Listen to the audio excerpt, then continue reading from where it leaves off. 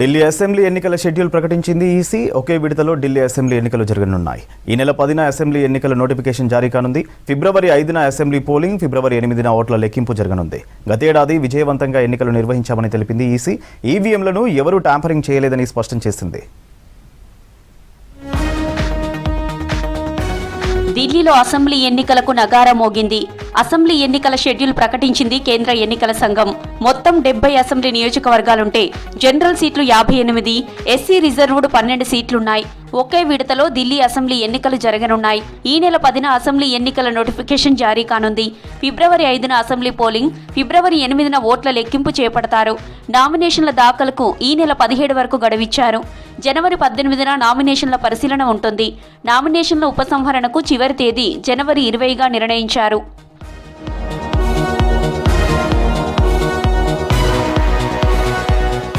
ఢిల్లీ వ్యాప్తంగా ఓటర్ల సంఖ్యను ఈసీ ప్రకటించింది. మొత్తం 1,55,00,000 మంది ఓటర్లున్నారు. వీరిలో పురుషులు 83,49,000 మంది, మహిళలు 71,74,000 మంది ఉన్నారు. ఇక 2,08,000 మంది తొలి ఓటర్లున్నారు. అసెంబ్లీ ఎన్నికలకు 13,033 పోలింగ్ కేంద్రాలను ఏర్పాటు చేయనున్నారు. అన్ని కేంద్రాల వెబ్కాస్టింగ్ అందుబాటులో ఉంటుంది. 85 ఏళ్లు పైబడిన వారికి ఇంటి నుంచే ఓటు వేసే సదుపాయాన్ని కల్పించనున్నారు. Delhi has 70 constituencies, 58 general and SC constituencies are 12.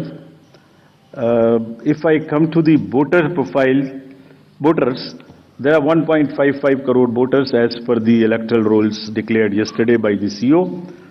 83.49 lakhs male and 71.74 female. Young voters are also 25.89. First time voters are 2.08 lakhs. This is what we are trying everywhere to get new voters.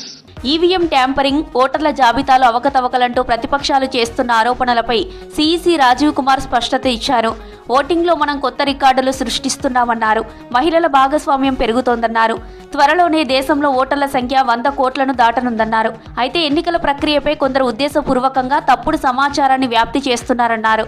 Voter జాబితాను సిద్ధం చేసే ప్రతి దశలో రాజకీయ పార్టీలతో సంప్రదింపులు జరుపుతూనే ఉన్నామన్నారు. ఇది పూర్తిగా పారదర్శకమైన ప్రక్రియ అన్నారు. ये 45-50 लाख जो पोलिंग ऑफिशियल्स हैं ये उसी स्टेट के होते हैं, डिफरेंट डिपार्टमेंट्स के होते हैं, डिफरेंट स्किल सेट्स के होते हैं. एंड चुनाव से बूथ पे पहुंचने के 2 days 3 days before they are randomized in front of the candidates and teams are formed. So they meet first time 2-3 days. So there cannot be, ऐसा लगता है कि जैसे 40-45 लोग कोई कॉन्स्पिरेसी या कोई गलती गड़बड़ करने के लिए बैठे हुए हैं. इतने सारे क्वेश्चंस देख के बड़ा पेन होता है इनको. ఈవీఎంలను హ్యాక్ చేసే అవకాశం లేదని కోర్టులు ఇప్పటికే 42 సార్లు తీర్పులు చెప్పాయని గుర్తు చేశారు ఎన్నికల కమిషన్ రాజీవ్ కుమార్.